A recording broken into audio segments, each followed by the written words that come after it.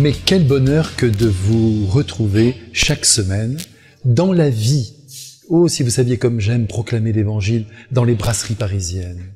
Et partout d'ailleurs. Évangile de Jésus-Christ selon saint Marc. En ce temps-là, Jésus ressuscité se manifesta aux 11 apôtres et leur dit « Allez dans le monde entier, proclamer l'Évangile à toute la création. Celui qui croira et sera baptisé sera sauvé, celui qui refusera de croire sera condamné. Voici les signes qui accompagneront ceux qui deviendront croyants.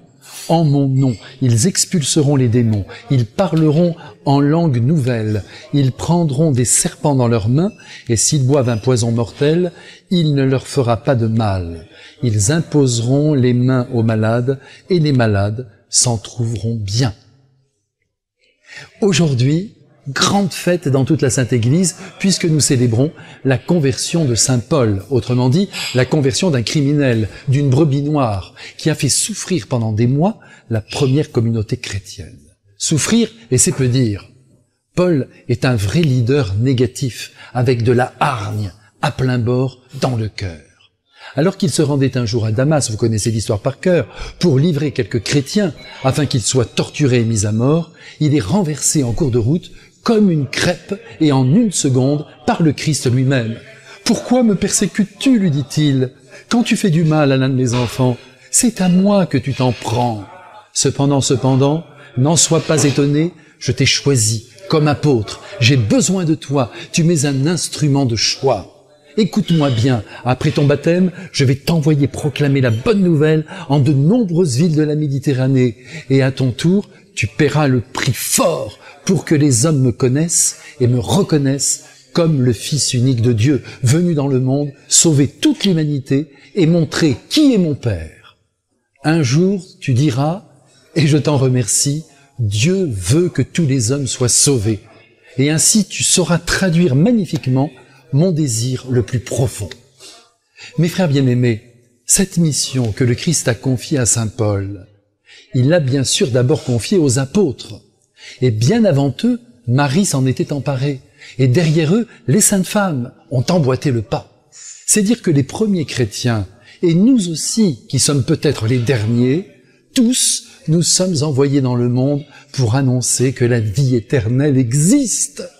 Et qu'après la mort, un Dieu d'amour nous attend pour recueillir tout ce que nous avons fait de bien ici-bas et nous combler par sa présence.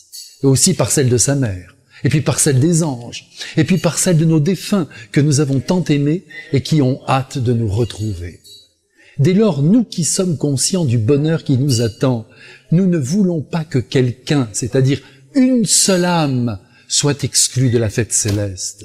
Ce serait dommage, et Dieu ne le veut pas. Et c'est pour cela d'ailleurs qu'il nous envoie dans le monde. Mais continuons de scruter l'Évangile. Celui qui croit et sera baptisé, dit Jésus, sera sauvé. Cela va de soi, puisque lorsque l'on croit en quelqu'un, c'est-à-dire lorsqu'on lui fait confiance, on écoute ce qu'il nous dit et on le suit. Donc, on reçoit le baptême, on aime l'Évangile et on essaie de le mettre en œuvre dans tous les secteurs de notre vie. Et c'est parfait. Cependant, ajoute Jésus, celui qui refusera de croire sera condamné. Aïe, aïe, aïe. Mais attendez, ne soyez pas inquiets. Pourquoi voulez-vous qu'il refuse? Pourquoi voulez-vous qu'il s'oppose aussi radicalement à Dieu? Un homme peut douter de son existence sans nier pour autant qu'il puisse exister. Et c'est la position de ces fameux agnostiques qui peuplent notre monde occidental aujourd'hui. On pourrait dire que ces personnes restent en bord de trottoir, sans jamais traverser. Ce sont des gens qui ne disent pas non à Dieu, mais qui n'adhèrent pas non plus à son mystère.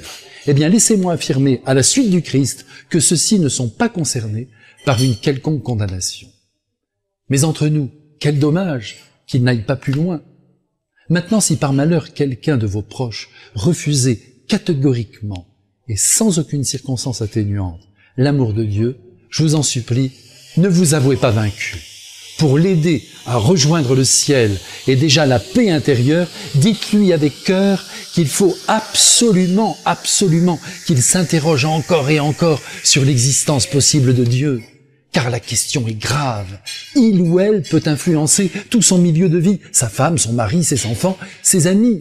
Par conséquent, il faut que celui-là ou celle-là cherche encore à décrypter le mystère, jusqu'au dernier jour de sa vie. Remarquons également qu'il n'est pas dit dans l'Évangile que ceux qui ne sont pas baptisés sont condamnés. Heureusement d'ailleurs qu'il en est ainsi, car bien des coins du monde n'ont pas encore eu la joie de connaître le Christ et sa sagesse. En fait, le monde a tout à gagner en se tournant vers lui. Vous avez entendu ? Qui croit dans le Christ n'a plus rien à craindre. Nous sommes vainqueurs du mal, nous recevons le pouvoir de guérir les malades et il nous est donné de parler une langue nouvelle qui est bien sûr la langue de l'amour. Nous voilà donc comblés. Allez, mes petits frères bien-aimés, dépêchons-nous, nous n'avons plus une minute à perdre. Ne restons pas dans nos maisons bien au chaud ou dans nos sacristies et annonçons à tous ceux que nous rencontrons que Jésus nous a sauvés de la mort éternelle et surtout, qu'il ne faut pas lui résister, ce serait trop bête. Faisons plutôt comme saint Paul, lâchons prise.